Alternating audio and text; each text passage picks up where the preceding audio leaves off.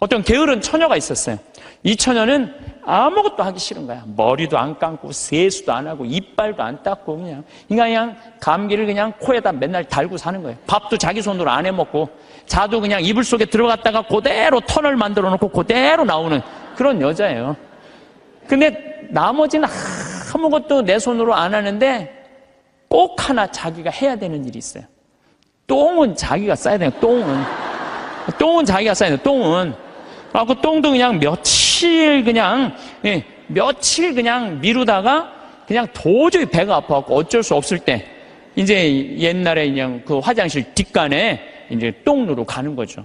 똥을 이렇게 앉아서 팔짱을 이제 다리 사이에 끼고 이렇게 보는데 사는 게 너무너무 괴로운 거, 귀찮고. 아유, 사는 게 힘들어, 귀찮고 죽겠다. 근데 감기가 걸리니까 또 힘을 주려니까 콧물이 쭈루룩 나와갖고 발판에 딱 단 거예요. 발판에 딱 닿는데 웬만한 여자 같으면 손을 꺼내갖고 이걸 훔칠 텐데 여기 무릎 이거 쪼그린 데서 팔 빼는 게 귀찮은 거야. 이렇게 쳐다보고 있는데 구데기가 한 마리 지나가다가 웬 흰 기둥이 있단 말이야. 이게 뭔가 하고 구데기가 타고 올라오기 시작했어요. 막 타고 올라오는 거야. 막 타고 올라오는데 이 구데기까지 날 귀찮게 하네. 그리고 막 코끝에 보일랑 말랑 할 때까지 온 거야. 이제 코끝에까지 막 와갖고 아유 귀찮아 죽겠네. 이제 손을 빼갖고 내가 훔쳐야 되겠다. 그런데 갑자기 바깥에서 노크 소리가 땅땅 들린 거예요. 그랬더니 이 여자 너무 깜짝 놀라고 어떻게 했냐면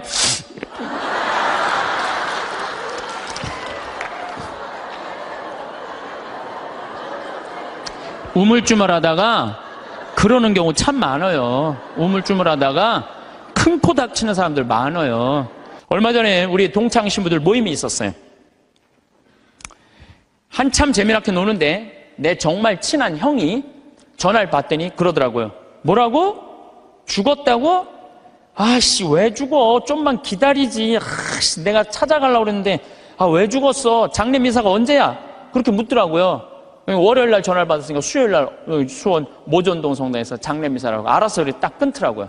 그래서 내가 너무너무 존경하고 좋아하는 형이길래 형 신부를 형 경남 형 무슨 얘기야? 그랬더니 유일하게 대자가 한 명이 있는데 위암 말기였대요. 4기.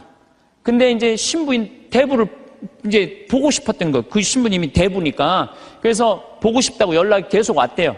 계속 왔는데 내일 가지 이렇게 미루다 보니까 대자 죽은 걸 못 본 거야.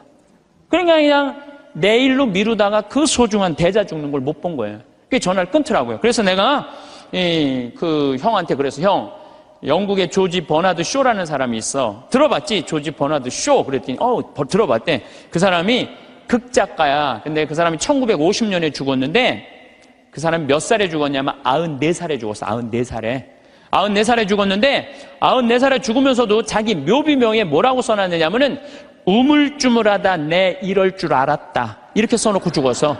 94살에 죽으면서도 우물쭈물하다 내 이럴 줄 알았다. 이러고 죽었어. 무슨 얘기냐면 우리가 내일 하지 하다가요 소중한 일을 못하는 경우가 많아요. 이 게으른 사람들이요 내일 할게 그러다가요 아무 일도 못하고 죽는 경우가 많아요. 여러분들 이런 분들도 많아요. 성당 나가 나중에 나갈게. 내가 좀 더 늙으면 나갈게. 그러다가 성당 나가서 회개도 안 하고 정말 하느님 만나지도 않고 그러다가 갑자기 죽는 경우 많아요. 막 게으른 처녀나 내일 가지 그러다가 그 중간에 그냥 시모님한테 병자성사도 못 받고 죽는 사람이나 뭐 달라요? 달릴 게 뭐 있어요?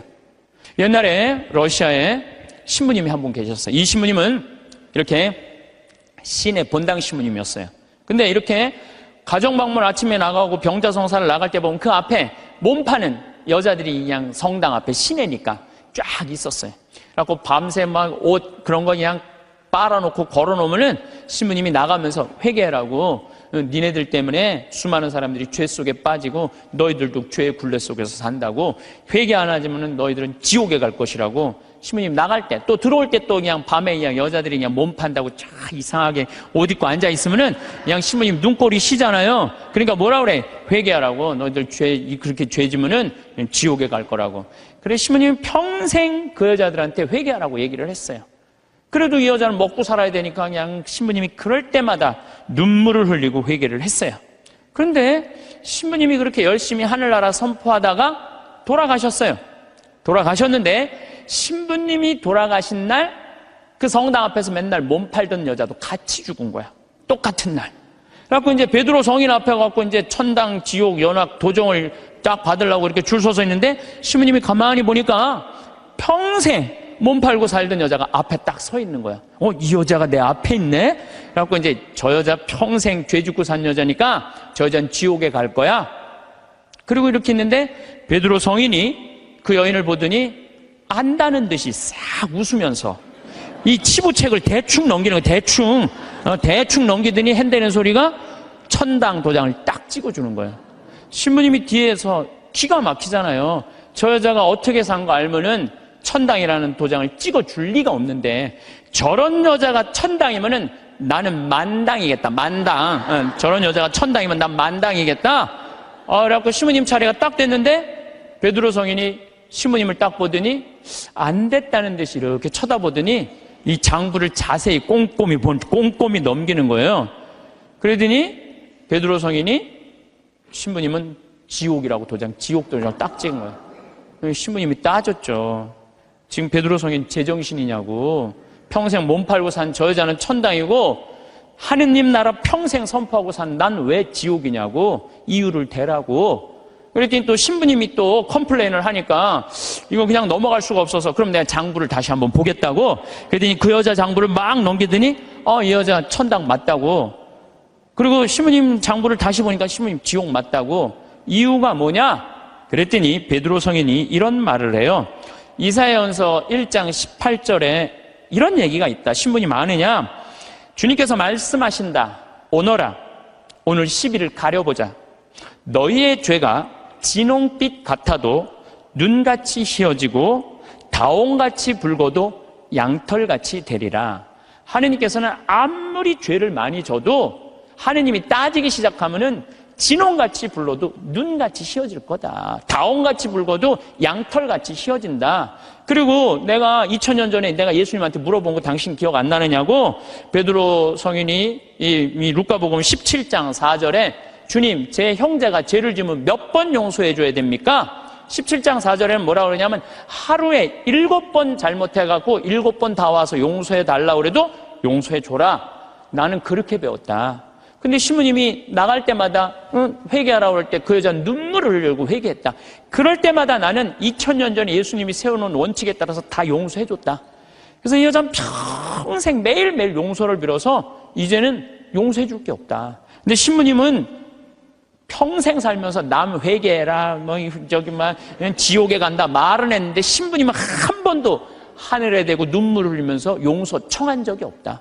근데 신부님이 평생 살면서 죄 한 번도 안 졌냐? 봐라, 이거 평생 쌓인 장부 한번 쫙 해고 신부님이 그걸 보고 아무 말도 안 하고 스스로 지옥으로 걸어 들어갔다는 이야기가 있어요. 인간으로 태어난 이상 우리가 죄를 안 짓고 살 수는 없습니다.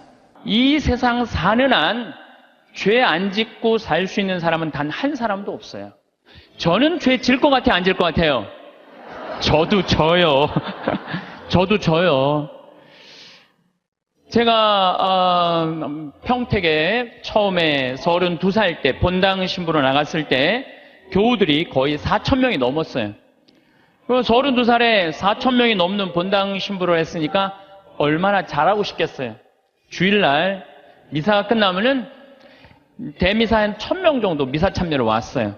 그러면은 그 미사 끝에 성당 마당에서 그 교우들 손 한 번씩 잡아주려고 한 분도 안 빼고 손을 잡아주면서 눈 마주치면서 일일이 말은 다 못했지만 눈으로 잘 지냈느냐, 잘 지내라 이런 마음으로 눈인사까지 다 했어요. 그런데 어떤 경우는 또 교우가 손을 붙잡고 지난주에 뭐 우리 집 애가 아파서 병원에 갔다 왔다 뭐 이런 얘기를 하면 또 그 얘기 들어줘야 되잖아요. 그래갖고 이렇게 제가 이렇게 얘기를 들어주면서도 귀는 그분 얘기를 듣고 눈은 지나가는 분들 계속 인사를 이렇게. 그래서 저는 제 나름대로 최선을 다해서 교우들 사랑의 마음을 전했다고 생각을 했어요. 근데 다음 주에 고해소에 들어와갖고 자매 하나가 막 우는 거예요. 신부님, 왜 나를 무시하느냐? 내가 돈이 없어 무시하냐? 아니면 사회적 지위가 낮아서 무시하냐? 내가 세상에서까지 무시받는데 성당에 와서까지 무시를 받아야 되느냐? 아니, 그게 무슨 말씀이냐고? 그러면은 이 자매가 하는 말이, 왜 지난주에 내 인사를 안 받냐? 남들 인사는 다 받고. 자, 저는 나름대로 교우들한테 다 한다고 했는데 그 와중에도 내가 그분의 인사를 받지 않았기 때문에 그분은 일주일 동안 내가 미웠던 거야. 내가 믿기도 하고 내가 성당에서 신부님한테 내가 이렇게 무시를 당하고 살아야 되나 굉장히 괴로웠던 거죠. 그래서 내가 그 고해 성사에 머리를 뒤지고 하는 말이 있어요. 그래, 사는 게 죄다. 사는 게 죄야. 사는 게 죄예요. 어떨 때 보면 이쁜 것도 죄예요. 이쁜 것도. 성당에 이쁜 여자 나오잖아요. 그럼 마음 산란해요. 이쁜 것도 죄야. 또 이쁜 여자가 또 그냥 거기서 그냥 막 성당에서 그냥 활동도 하고 막 빛이 나면은요, 더 미운 거죠. 나는 왜 저렇게 이쁘게 태어나지 못했을까? 어떨 때 보면은 이쁜 것도 죄예요. 여러분들은 성당에 열심히 나오고 싶어요. 자녀들 손잡고 남편하고 같이 행복하게 성가정 이루고 살고 싶어. 예수, 마리아, 요셉이 이룬 성가정. 여러분 다 그런 꿈이 있죠? 정말로 다 같이 미사 참여 손잡고 하고 싶은 꿈이 있는데, 자식은 성당 가자고 그러면은 마치 성당 가는 건 구닥다리나 하는 것처럼 엄마나 가라고 그러고 성당 가는 거 무시할 때, 내가 무시당하는 게 아니라 예수님까지 무시당하는 기분 들 때 우리가 너무너무 슬퍼요. 얼마 전에 어떤 할머니가 56년 동안 남편이 계속 때렸던 거예요. 근데 이 할아버지가 이 병이 누워갖고 치료하자고 그러는데도 또 그날도 때린 거예요. 그러니까 할머니가 홧김에 그 할아버지를 결국은, 그러니까 그 할머니는 평생 맞으면서도 가정을 지키고 싶었던 거예요. 그런데 그런 조그만 죄들이 쌓여서 제 생각에는 큰 죄가 되는 것 같아요. 조그만 죄들이. 나는 착하게 살고 싶은데 세상이 가만 놔둬요, 안 놔둬요? 가만히 안 놔두잖아요. 나 성당에서 신앙생활 열심히 하고 싶은데 다른 사람이 나 욕하고 헐뜯으면은 내 마음 안에서 미움이 생겨요, 안 생겨요? 나는 정말로 착하게 살고 싶은데 남들이 가만히 안 놔두는 거야. 또 보이스피싱 있잖아요. 이 금쪽 같은 아들이 서울 가서 공부 잘하고 있는데 갑자기 전화가 한 통 온 거예요. 지금 아들이 교통사고가 나갖고 지금 병원에 내가 데려다 준 사람이다. 이 응급실에 했는데 수술 안 하면은 죽는다. 빨리 돈 좀 보내라. 아니, 아들이 죽는다는데 묻지도 따지지도 않고 어떻게 해요? 돈 300만 원 보내줬어. 그랬더니 한 10분 후에 아들이 전화하는 거, 엄마 잘 있느냐고. 멀쩡한 아들이. 이미 돈은 보냈는데. 그렇게 2008년부터 3만 건이 넘는 보이스피싱에 우리 순진한 사람들이 얼마만큼의 돈을 손해를 받느냐면 3,700억을 손해를 봤어요. 3,700억을. 그러니까 그 착한 사람들이 그렇게 돈이 사기당했다고 생각했을 때 화가 나요, 안 나요? 화가 나요. 착하게 살고 싶은데도 세상이 가만히 놔두지 않는 거예요. 근데 여러분들, 여기 계신 여러분들 대부분이 착하게 살고 싶은 분들일 거예요. 그러니까 이 시간에 여기 나왔겠죠. 한번 착하게 살아보고 싶은 의지가 있는 분들 아니에요. 근데 남을 죄짓게 하는 사람들은 반드시 하느님께서 거기에 응당한 대가를 치른다고 예수님 말씀하시잖아요. 예수님께서 이런 말씀을 하시죠. 남을 죄짓게 하는 일이 일어나지 않을 수는 없다. 참 중요한 말을 해요. 우리가 세상을 살면서 남을 죄짓게 하는 일을 안 일어날 수는 없다. 그러나 불행하여라. 그러한 일을 저지르는 자, 이 작은 이들 가운데 하나라도 죄짓게 하는 것보다 연자매를 목에 걸고 바다에 내던져지는 편이 훨씬 낫다. 너희는 스스로 조심하여라. 우리 이 세상 살아가면서요, 나도 죄를 안 짓고 살아야 되지만 나로 하여금 다른 사람이 죄를 져서는 안 된다는 거예요. 그래서 항상 죄에 대해서 경계를 해야 되는 거죠. 그래서 여러분들 주위 중에 지금 사기치는 사람들, 남 괴롭히는 사람들, 이런 사람들 누가 다 대신 벌 줄 거야? 하느님께서 대신 다 벌 줄 거예요. 그래서 여러분들이 직접 벌 주지 마세요. 누구한테 미뤄? 하느님한테 미뤄. 하느님이 좀 알아서 좀 해달라고. 근데 제가 이렇게 가만히 보면요, 시골에서 사는 분보다는 도시에서 사는 분들이 죄를 훨씬 더 많이 져요. 시골에는요, 죄질 일이 거의 없어요. 제가 우리 평창, 읍내 이렇게 저녁에 나가보면은요, 여기 도시에 와보면 막 빙글빙글 막 이상한 이발소 막 돌아가는 거 천지잖아요. 우리는 하나도 없어요, 그런 게. 죄 짓고 싶어도 질 수가 없어요, 죄 짓고 싶어도. 그리고 우리 시골은 밤에 이렇게 낮에도 마찬가지예요. 읍내에 나가면은 신호가 한 2개, 3개 있는데 아무리 늦게 떠나도 빵빵거리는 사람이 없어요. 근데 내가 서울 강의, 오늘도 서울에 와서 강의하지만 1초만 늦게 출발해도요, 빵빵빵빵 그래요. 이게 사람 사는 동네인지 또 아래층, 위층 또 층간소음 때문에 서로 싸우고 스트레스하고 그냥 설날 그냥 아래층 사람들이 위층에 그냥 찾아온 자식들 다. 이게 도시에서 살면 살수록 죄를 많이 짓는 것 같아요. 시골에서 사는 것보다는. 또 높은 자리에 올라가면 올라갈수록 죄를 질 수밖에 없어요. 내가 알던 어느 시장님. 네, 시장님인데 열심히 우리 천주교 교우죠. 근데 자기는 정말로 돈을 안 받았대요. 정말 하느님 앞에 맹세할 수 있대요. 그런데 자기가 감옥 10달 갔다 왔대요. 갔다 온 이유가 뭐냐면 추석 때 선물 꾸러미들이 그렇게 많이 들어온대요. 그러면은 선물을 막 다 보낸대요. 그럼 정말 사과 박스 같은 게 들어오면은 그 미처 못 보내고 던지고 가는 사람이 있대요. 그럼 업무 바쁘다 보면 다음날 뜯어보면 거기 안에 돈이 꽉 들어있대요. 그래갖고 다시 돌려줘도 하루만 그게 그 집에서 잠을 자도 이게 꺼리가 된다는 거예요.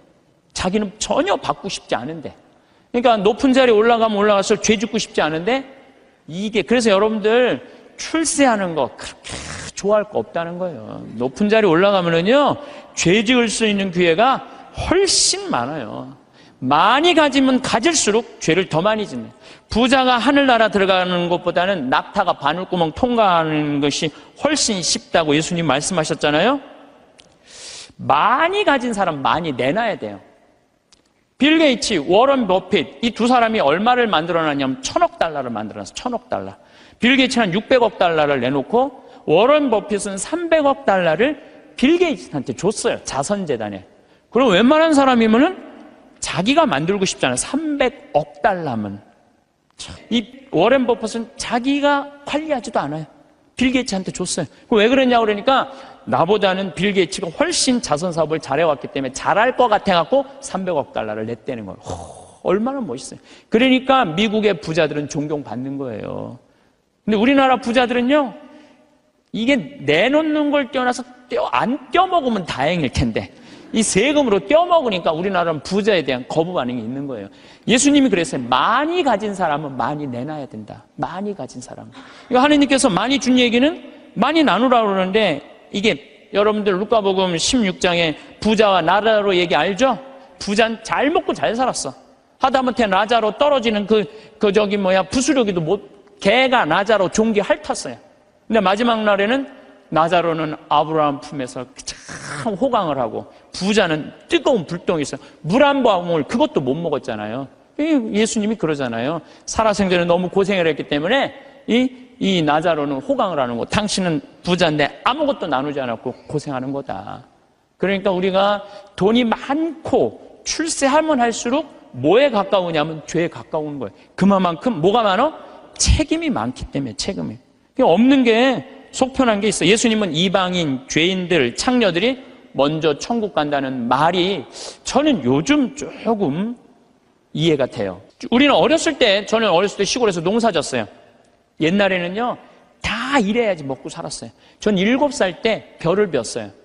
사람들이 믿지 못하겠지만 할머니들은 이해가 할 거예요. 7살 때 벼를 뱄어요.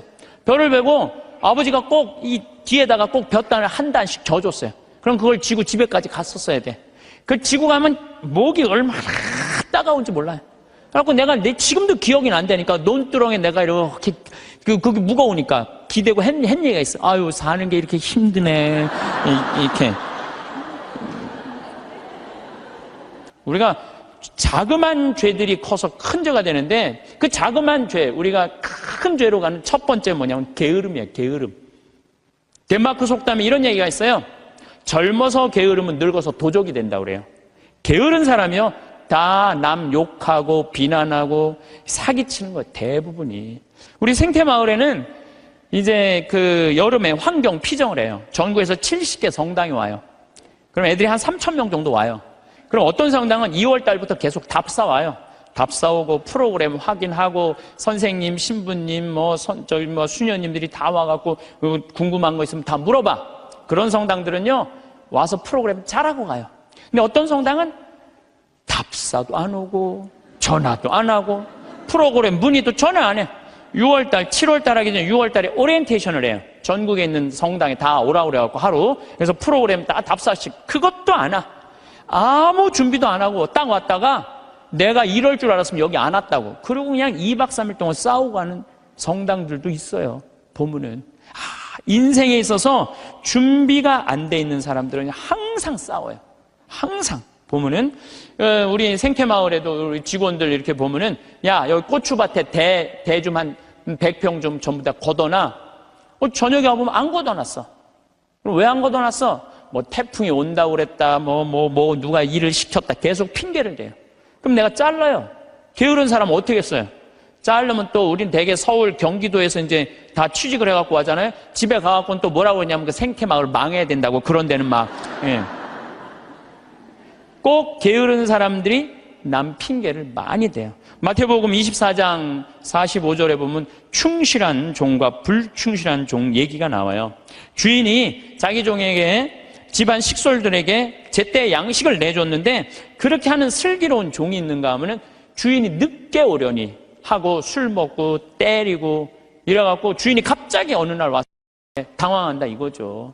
그러니까 여러분들 우리가 인생을 살 때는 항상 부지런해야 돼요. 그러니까 여러분들 앞으로 5년 후에 내가 뭘 할 거다, 10년 후에 뭘 할 거다, 20년 후에 뭘 할 거다, 30년 후에 뭘 할 거다. 이거 계획 서 있어야 돼, 안 서 있어야 돼요? 서 있어야 돼요. 그런데 그냥 아무 계획 없는 분들, 여기 지금 50에 은퇴해갖고 나는 아무 계획이 없다. 그러면은 50에 은퇴하면은 죽어요, 안 죽어요? 그 죽으면 너도 편안하고 나도 편안하고 대한민국 다 편안한데 안 죽어요. 50이 넘어서 100살까지 안 죽는 거. 50년 동안 아무 계획이 없는 사람들은 게으르게 살 수밖에 없어요. 여러분들, 우리나라가 지금 100살 이상이 몇 명이냐면 13,400명이에요. 100살 이상이. 근데 더 놀라운 건 뭔지 아세요? 3년 전에 내가 100살 이상 넘은 사람들 조사를 했을 때 몇 명이냐면 2,400명이었어요. 2,400명.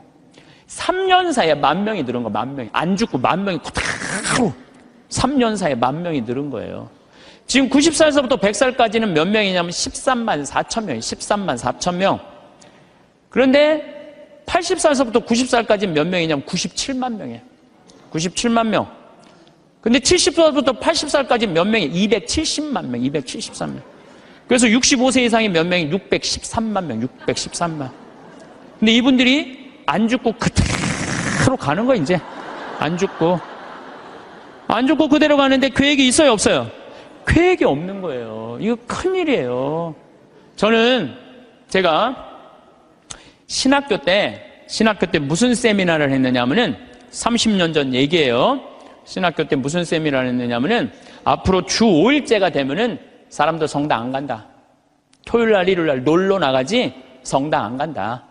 그리고 한두 번 놀러 나가다 보면은 특히 천주교는 고해성 사봐야 되고 귀찮으니까 냉담길로 들어선다. 프랑스 예를 들었어요. 프랑스는 신자가 95%인데 미사 참여는 8%밖에 안 돼요. 90%가 성당 안 나가는 거야. 우리 한국 천주교도 그 꼴이 올 거다. 그런 세미나를 했었어요. 그래? 만약에 그렇다면은 내가 신부가 될 때는 나는 이렇게 해야지. 시골에다가 아름다운 데다 집 져놓고 토요일 날, 일요일 날 클리 놀러 와라. 클리. 놀러 와서 거기서 미사 참여도 하고 교육도 받고 찬양도 해자. 그래갖고 저는 신학생 때부터 생태마을 꾸밀 걸 생각을 했었어요. 그때부터 나는 공부도 하고 책도 읽고. 그래서 신부 되자마자 저는 땅 보러 다녔어요. 돈이 한 푼도 없는데도 30억짜리, 50억짜리 땅 보러 다녔어요.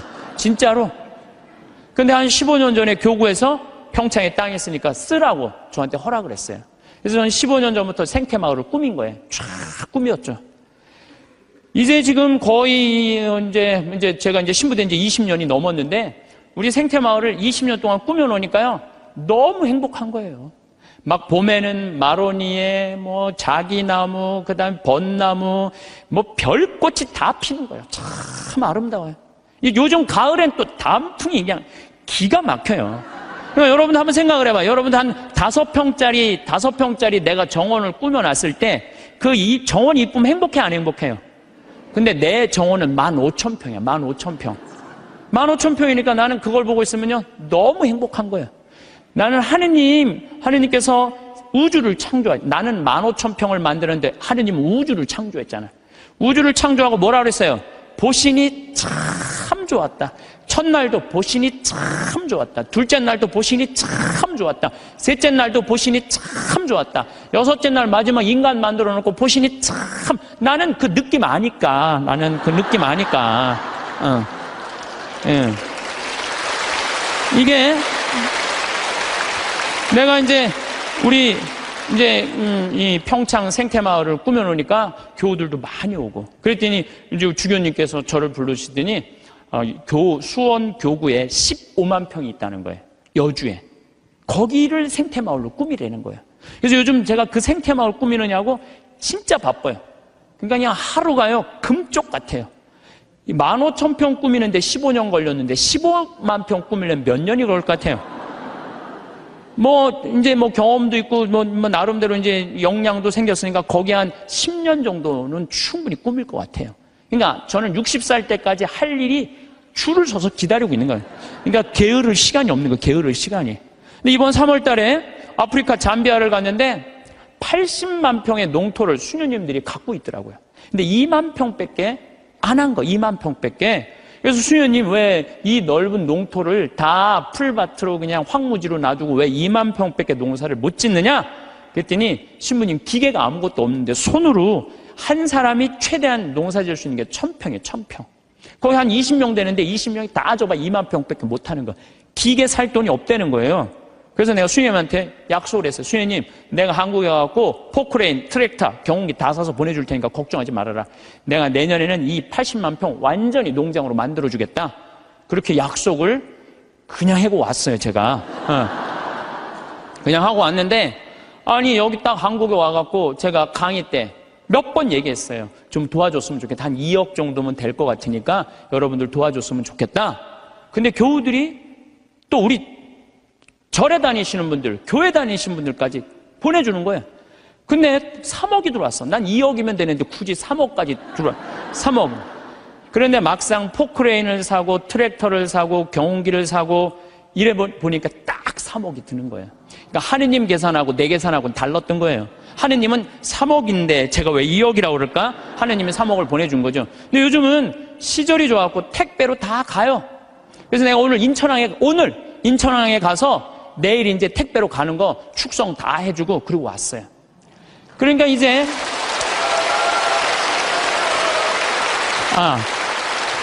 이거는 제가 박수를 받아야 될 게 아니고 정말로 함께 해줬던 그 많은 분들, 1,000만 원씩 봉헌해 주신 분들이 받을 박수예요. 저는 아무것도 한 게 없어요. 그러니까 이제 거기 가고 이제 80만 평 농토를 꾸미고 거기를 나는 대학까지 해줄 생각이에요. 대학까지. 그 대학까지 만들어주려고 생각을 해보니까 또 한 10년은 내가 그러니까 난 70살 때까지 일이 기다리고 있는 거예요. 70살 때까지 우리 신부들이 70에 은퇴하거든요. 근데 은퇴하기 전까지는 나는 일이 기다리고 있는 거예요. 게으르지 않을 수 있는 거죠. 그럼 이제 70살 넘어서는 뭘 할까? 우리 동창 신부들끼리 모여갖고, 야, 우리가 70살이면 지금 70에 은퇴하라고 그러는데 70이면 지금 다 아저씨 같잖아요. 그렇죠? 그럼 70에 우리 뭐 할까? 그래갖고 우리 신부들끼리 모여갖고 한 얘기가 그 얘기야. 야, 우리 70 넘으면 있잖아. 적어도 신부 생활 한 30년, 40년 하면은 하느님하고 거의 친하니까 반귀신이다. 반귀신 되니까 우리 커피숍 하자. 커피숍에서 커피 마시러 오는 사람들, 정말 힘들고 고통스러운 교우들 얼마나 많으냐. 근데 본당 신부님 바쁘니까 면담도 못하고 커피 타주면서 면담하면 앉아서 면담해주고 우리 동창이 20명 되니까 하루에 돌아가면서 해봤자 일주일에 하루만 나가서 일하면 되는데 우리야 우리 요즘은 사주팔자 커피숍도 많더라, 야. 우리 신부들도 은퇴해갖고 그거 해주자. 제가 그런 얘기 해요. 우리가 죽을 때까지 계획이 있어야 돼요. 계획이 없으면은요, 우리의 삶이 너무너무 힘들어요. 우리의 삶이. 여러분들은 무슨 계획이 있으세요? 내가 지금 50, 60대 갖고 남은 30년, 40년 어떻게 해야 살 계획 있으세요? 없으세요? 만약에 없다면은요, 게으른 처냐고 별반 달릴 게 없어요. 지금 바로 지금 다가오고 있어요. 근데 아무 일도 안 하고 있으면 문제가 많은 거예요. 내가 그 요양병원 의사가 나한테 해준 얘기예요. 70살 먹은 딸이 93살 먹은 엄마한테 요양병원에 와갖고 뇌졸중으로 쓰러진 엄마한테 와갖고 밥을 먹이면서 한 숟갈 먹일 때마다 죽어 그러더래요. 그래서 왜 엄마한테 밥을 먹으면서 죽으라고 그러느냐? 그랬더니 70살 먹은 딸이 하는 얘기가, 의사 선생님 내 말 좀 들어보라고, 엄마가 91살 때 뇌졸중으로 쓰러졌다는 거예요. 여러분들 90살 넘으면요, 기력 다 떨어질 때, 그렇죠? 거기에 뇌졸중까지 쓰러지면은 길게 살아야 6개월, 1년이에요. 그래서 자식이 75, 73, 70, 그 다음에 68이라는 거야. 그 자기네들도 자식한테 매달려 사는데 그 90살 먹은 엄마 어떻게 모시냐. 병들은 엄마. 마침 엄마가 7천만 원짜리 전세 살고 있었대. 우리 그 전세 빼갖고 엄마 요양병원에 넣자. 살면 얼마나 살겠느냐. 그래갖고 엄마를 요양병원에 넣은 거예요. 여러분들 근데 이걸 알아야 돼요. 90살 넘어갖고 요양병원에 들어가잖아요. 그럼 의사들이요, 안 죽여요. 살려내요. 그래갖고 2년 동안 이 할머니가 안 죽은 거야. 그러니까 7천만 원을 다 쓴 거야. 다 쓰고 난 다음에 이제 병원비를 안 내니까 모시고 가라. 그러니까 오빠가 모셔라. 아니다, 나는 받은 거 없다. 네가 더 받지 않았냐. 나는 없다. 서로 이래갖고 원수 돼갖고 안 만나는 거야. 70이 넘어서 자식들이. 엄마는 죽지도 않고. 그러니 자식 원수 만들고 91살에 2년 동안 누워서 돈만 축내니 그렇게 살아서 뭐하냐. 그러니 차라리 어떻게 해라? 죽어라. 그래, 죽어. 그러면서 먹이더래요. 이게 여러분들 남의 얘기가 아니에요. 여러분들 얘기예요. 여러분들 우물쭈물하다 내 이럴 줄 알았다. 이 꼴 날 분 많아요, 여기. 그냥 아무것도 안 하고, 아무 일도 안 하고. 그래서 저는 여러분들한테 정말 권하고 싶은 거는, 내가 자식들한테 정말 늙어서 구박받기 싫으면 지금 운동해야 돼요. 운동을 하는데 무슨 운동을 했냐면 헬스 해야 돼, 헬스. 헬스장에 다녀야 돼요. 나이를 먹으면 먹을수록 헬스장에 다녀요. 미국은요, 헬스장에 다 할머니, 할아버지들이 다 다녀요. 그래갖고 돌아가실 때 6개월 이상 고생하면서 돌아가는 분들이 거의 없대요. 95%가 6개월 이내에 거의 다 돌아가신대요. 근데 우리나라는 치매 걸린 할머니, 할아버지가 거의 58만 명이에요. 58만 명. 610만 명 중에 거의 10%에 달하는 할머니가 똥오줌을 싸고 지금 저 누워 있는 거예요. 그러니 그 가족들이 미쳐요, 안 미쳐요? 미치는 거예요. 그러니까 여러분들도 내가 지금부터 삶의 계획을 잘 짜셔야 돼요. 내가 이렇게 살아야 되겠다, 저렇게 살아야 되겠다. 이런 계획이 없으면요, 참 힘들어요. 사도 바오로가 데살로니가 후서 2서 3장 16절에서 15절에 이런 얘기를 해요.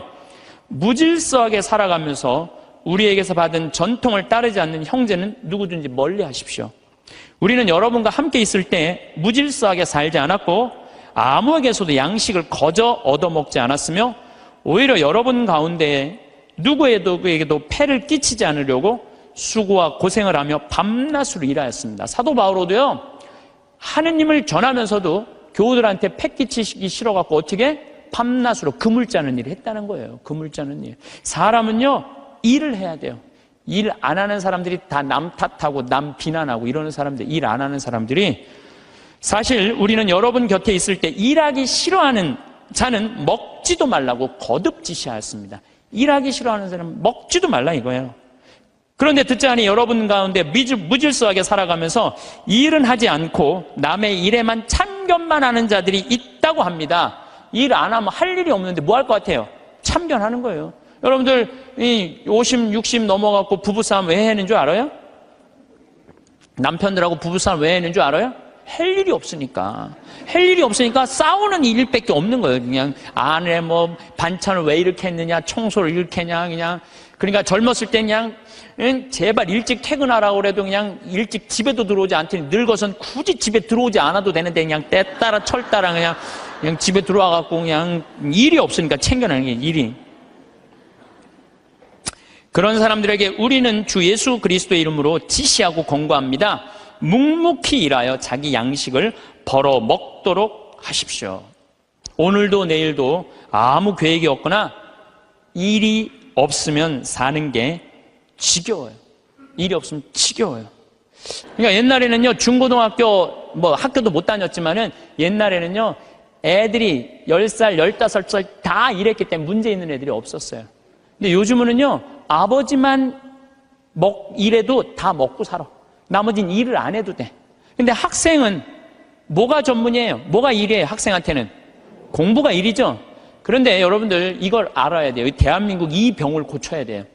애들이요, 중학교 1학년 때까지는 따라가요, 공부를. 근데 중학교 2학년만 되면 못 따라가요.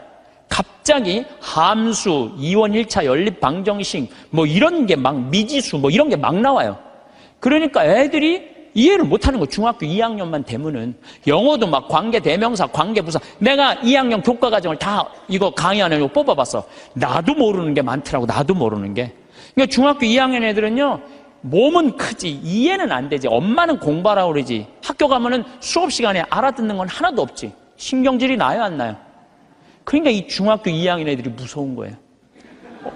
그래서 무서운 거 얘네들이. 얼마 전에도 중학교 2학년 애가 선생님한테 욕을 하고 그냥 신경질 하는데 창문을 깨갖고 그냥 여기 붕대를 감고 왔더라고. 중학교 2학년이요, 무시무시. 북한이 왜 전쟁을 못 일으켜요? 중학교 2학년 애들이 무서워서 전쟁을 못 일으켜요. 얘네들이 무슨 일을 할 줄 몰라갖고. 여러분 혹시 자녀들 중에 중학교 2학년, 걔네들 무서워요, 중학교 2학년 애들. 요즘은 그 운전면허인데도 초보 운전 이거 안 써붙인대잖아요. 차 뒤에다가 중2 타고 있음 이것만 써붙이면 그냥 아무도 안 건드려. 그러니까 중학교 2학년 때부터 어떤 일이 벌어지느냐면은 중학교 2학년, 3학년, 고등학교 1, 3학년 5년 동안 이해 안 되는 상태에서 5년을 학교를 다니는 거예요. 그러니까 이때부터 뭘 하느냐면 게임을 하는 거예요. 이때부터 게임을 하는 거예요. 그건 이해가 되니까. 게임은 이해가 되잖아요. 몇 번만 하고. 그리고 시험을 한 번 못 보면 그걸로 끝나지만 게임은 한 번 실패해도 다음에 다시 기회 줘요, 안 줘요? 머리만 살면 계속 기회를 주잖아요. 그러니까 애들이 게임에 미치는 거예요. 그러니까 5년 동안 게임을 하면은요, 정상적인 애들이 거의 없어요. 근데 독일은요, 딱 7학년제로 해갖고 중학교 2학년 딱 나이 돼갖고 얘가 공부를 이해를 한다. 그럼 인문계 학교로 보내요. 공부를 이해 못한다. 그럼 기술학교로 보내요. 기술학교로. 얘네들은 스트레스 받을 일이 하나도 없는 거야. 우리나라는 이해하는 놈이나 못하는 놈이나 다 고등학교 3학년 때까지 가는 거야. 이제 내일 모레 이제 수능 볼 때까지 다 같이 가는 거야. 수능 볼 때까지.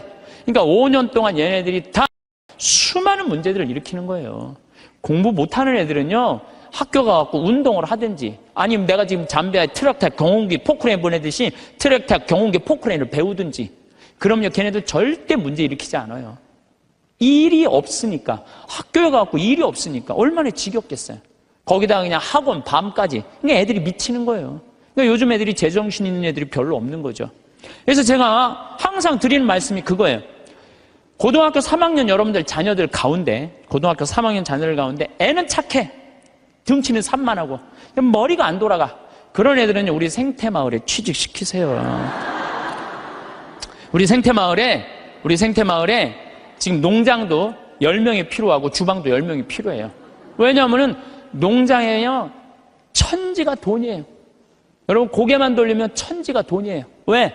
이 10월 1일부터 한 20일까지 깻잎 따거든요. 깻잎만 작년에 우리가 5천만 원어치 깻잎을 담아서 팔아요. 그러면은 2억 원어치를 따도 2억 다 팔아요. 근데 딸 손이 없는 거야, 딸 손이. 깻잎 끝나고 나면 콩잎, 이 콩잎 누런 거, 이거 다 돈이에요, 다 돈이에요. 그것만 따갖고 된장 속에 박아두면은 서울 사람들 그것만 먹으면 이거 어디서 사느냐고. 다 돈이야, 다 돈. 근데 뭐가 일이 없다는 거예요. 내가 우리 수원교구 주부에다가도 고등학교 3학년 아이들 중에 튼튼한 아이들, 수능 시험 못 본 애들, 이런 애들, 착한 애들, 이런 애들 취직 원서 내라고 내가 수없이 지금 내도 고등학교 3학년 졸업한 애들은 한 명도 없어요. 뭐냐면 내 자식만은 농사 안 시키겠다 이거예요. 내 자식이 여기서 빈둥거리고 놀아도 끝났는데도 엄마들은 꿈을 포기하지 않는 거예요. 대한민국의 불행이 여기 있는 거예요. 거기서 그냥 원서만 넣어갖고 대학 들어가 봐요. 그럼 끝나고 난 다음에 취직 안 되면. 그래서 캥거루가 우리나라가 47만 명이에요. 엄마의 그 뱃속에서 25, 30살이 됐는데도 직장을 못 구하고 그냥 집에서 엄마 뱃속에서 그냥 거기서 용돈 받아갖고 쓰는 애들 캥거루가 47만 명이래. 47만 명. 그러니까 그 집들이 다 스트레스 받는 거예요. 원순이 너 같은 걸 낳고 내가 미역국을 끓여 먹은 내가 미친놈이라는 둥 뭐 이런 일들이 벌어지는 거예요. 저는 그래서 이런 생각이 들어요. 지금 시골에 우리가 농민들이 한 350만, 한 360만 정도 되는데 다 70, 80, 90의 나이가. 취직 그 집에 다 테란이에요. 다. 지금 20대들 놀고 집에서 컴퓨터 게임 이거 하는 애들 전부 다 거기 취직시키라는 거예요. 뭐 국가에서 월급도 좀 주고. 그래갖고 앞으로 블루오션은 농업이에요. 농업이 블루오션이에요. 사람이요, 일을 해야지 죄를 안 져요. 일하는 사람은요, 남 탓할 시간 없어요. 남 핑계 댈 시간 없어요. 일이 막 하는 사람, 하루하루가 금쪽 같은데 남 욕할 시간이 어딨어. 아무것도 할 일 없는 사람이 온갖 거 다 참견하면서 다 일 없는 사람들이 남 욕하는 거지, 일 있는 사람은요, 남 욕할 시간이 없어요. 그래서 우리가 진짜 무서운 거는 일을 안 하는 거다. 요즘 일하고 싶어도 일자리가 없다고들 하는데 우리나라들 중소기업, 농촌 천지가 일손이 모자라요. 우리 형님도 뭐 큰 형님도 한 40명 정도 공장에서 데리고 일을 하는데 우리나라 아이들은요 일주일만 하면 다 내던지고 간대요. 그러니까 우즈베키스탄, 파키스탄 뭐 이런 데서 방글라데시 얘네들 쓸 수밖에 없다는 거예요. 나도 한번 공장에 가보니까 딱 까만 애들이 그냥 눈이 그냥 하얀 애들이 막 이런 애들이 다 일을 하더라고요. 그러면서도 우리는 일자리가 없다고 이러니 이게 얼마나 얼마나 답답하냐 이거예요. 여러분들, 섹스피어는 이런 얘기를 해요. 잠자는 거인보다는 부지런한 난장이가 낫다로래.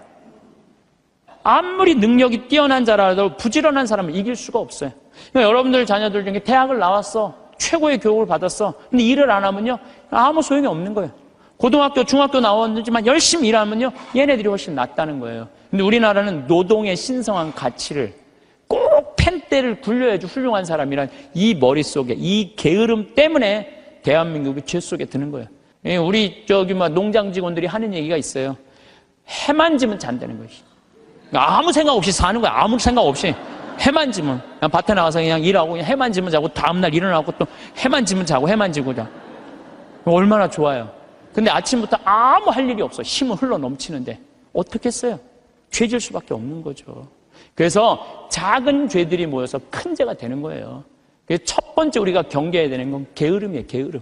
여러분들도 레저를 하든지 연령회를 하든지 호스피스 봉사라든지 헬스라든지 수영장을 다니든지 등산을 다니든지 일을 해야 된다는 거예요. 아침에 눈을 뜨고 하루 종일 특별히 할 일이 없다면 어떤 기분일까요? 처음에는 자유로움을 느낄 수도 있겠지만 며칠이 지나고 몇 주가 지나면 마음 한편에서 묘한 불편함이 자라나기 시작합니다. 시간이 많다는 것은 분명 축복입니다. 하지만 그 시간을 어떻게 채우느냐에 따라 축복이 될 수도 있고 짐이 될 수도 있습니다. 할 일 없는 여유로운 시간들이 쌓이다 보면 우리 마음은 자연스럽게 다른 곳으로 향하게 됩니다. 텔레비전을 켜고 뉴스를 보며 정치인들을 탓하기도 하고 이웃의 사소한 행동에 신경 쓰며 불평을 늘어놓기도 합니다. 이런 현상은 결코 우연이 아닙니다.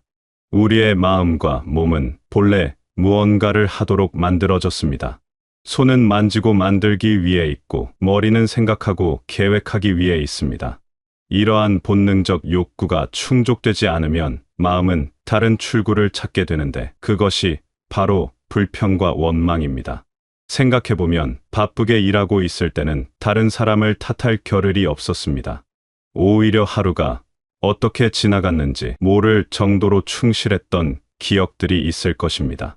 그때의 마음은 지금보다 훨씬 평온했을 것입니다.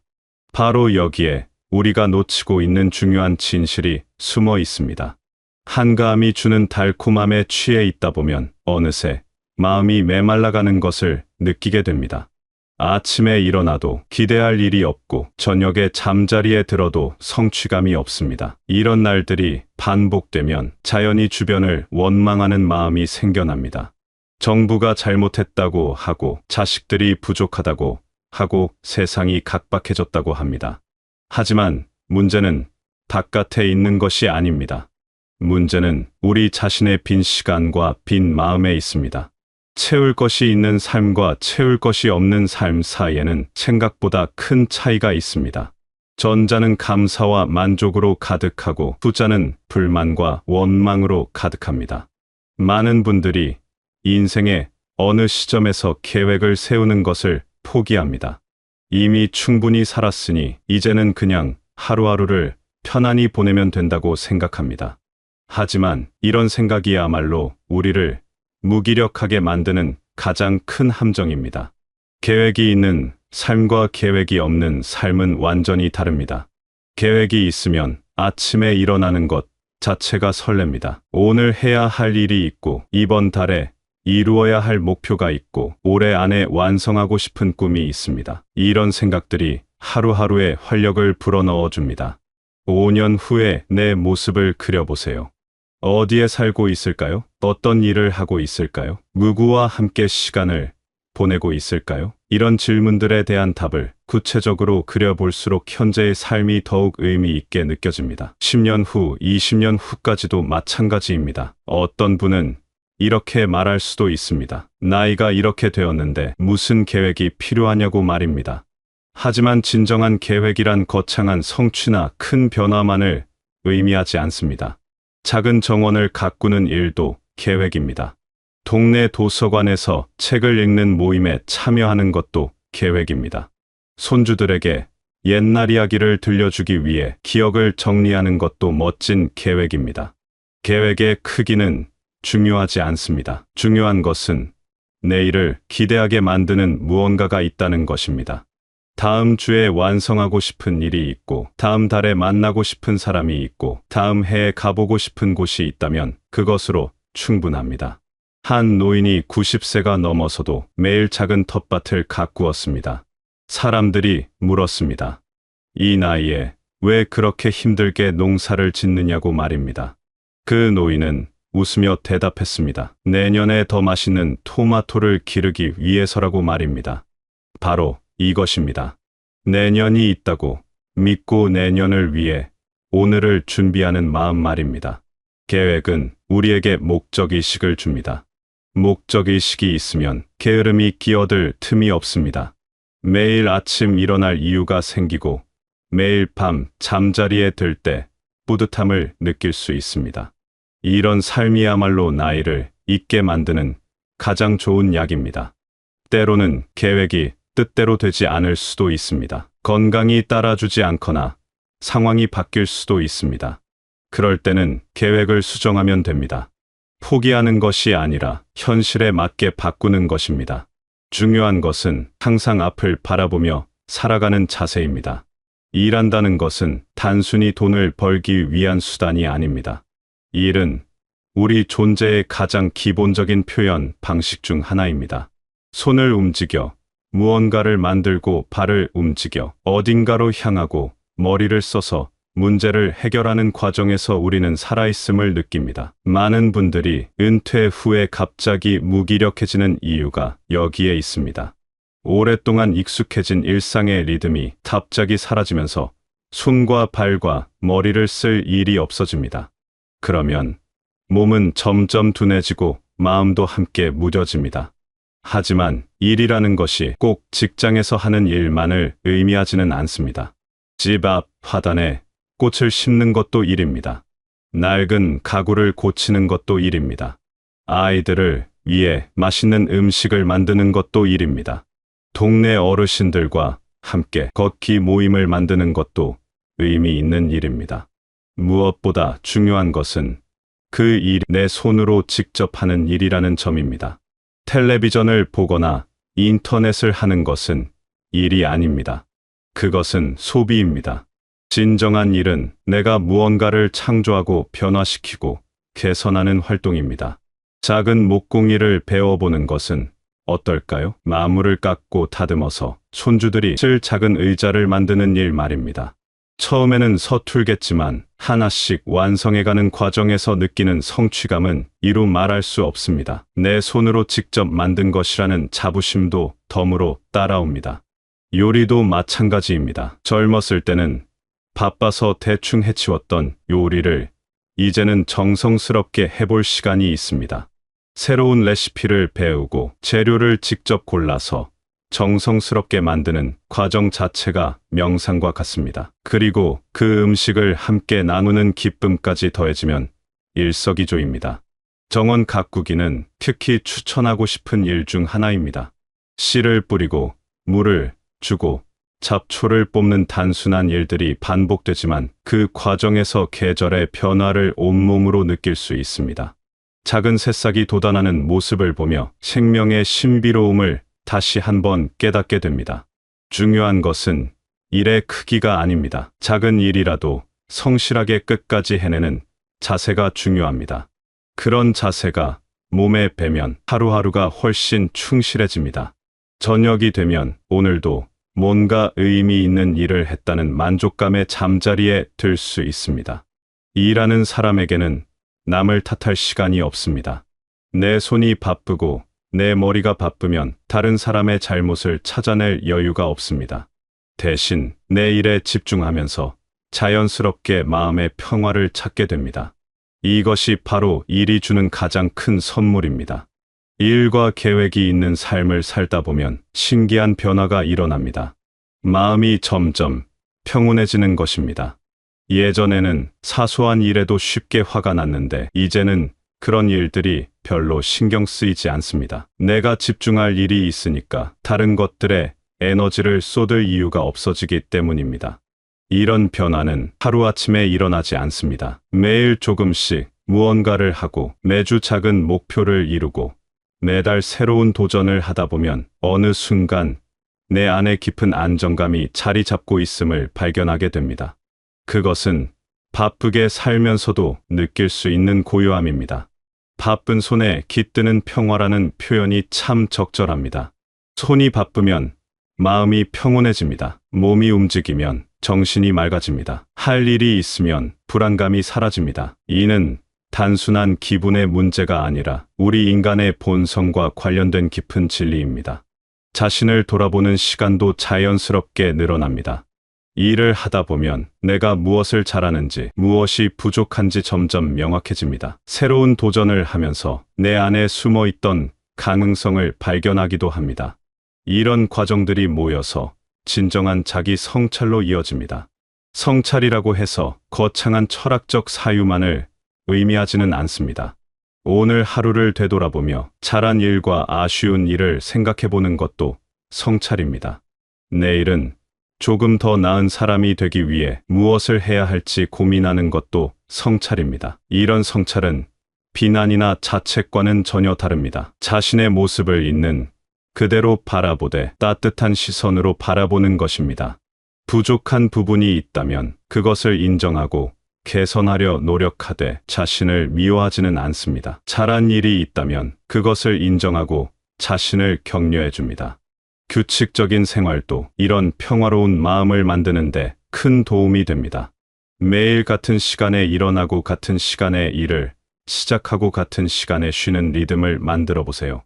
처음에는 답답할 수도 있지만 익숙해지면 그 리듬 자체가 마음의 안정감을 가져다 줍니다. 평화로운 마음은 주변 사람들에게도 좋은 영향을 미칩니다. 불평불만이 많던 사람이 점점 긍정적으로 변하면 가족들도 편안해집니다. 이웃들과의 관계도 자연스럽게 개선됩니다.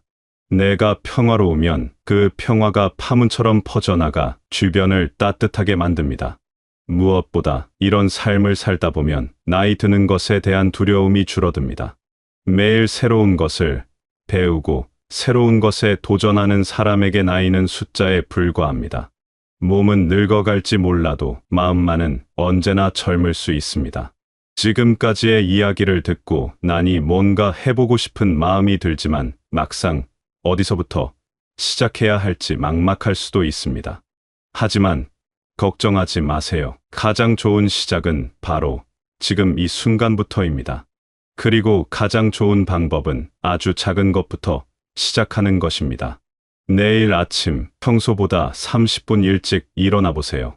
그리고 그 30분을 온전히 자신만을 위해 사용해 보세요. 창밖을 바라보며 하루를 계획해도 좋고 간단한 스트레칭을 해도 좋습니다. 일기를 써보거나 좋아하는 음악을 들으며 차 한 잔을 마셔도 좋습니다. 작은 목표 하나를 정해보세요. 한 달 안에 이루고 싶은 것 말입니다. 새로운 요리 하나를 배우는 것도 좋고 동네 한 바퀴를 걷는 습관을 만드는 것도 좋습니다. 오랫동안 연락하지 않았던 친구에게 안부 인사를 하는 것도 멋진 목표입니다.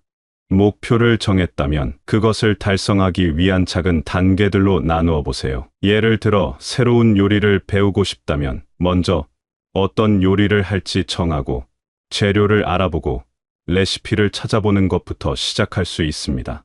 이렇게 큰 목표를 작은 조각들로 나누면 부담스럽지 않으면서도 성취감을 자주 느낄 수 있습니다. 손을 움직일 일을 하나 만들어 보세요. 뜨개질이나 그림 그리기처럼 전에 한 번도 해보지 않았던 일에 도전해 보는 것도 좋습니다. 집 안의 작은 정리정돈부터 시작해도 충분합니다. 중요한 것은 내 손으로 직접 무언가를 하는 것입니다.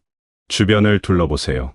도움이 필요한 이웃이 있지 않을까요? 혼자 사시는 어르신께 안부를 물어보거나 바쁜 젊은 부부의 아이들과 잠깐 놀아주는 것도 의미 있는 일입니다.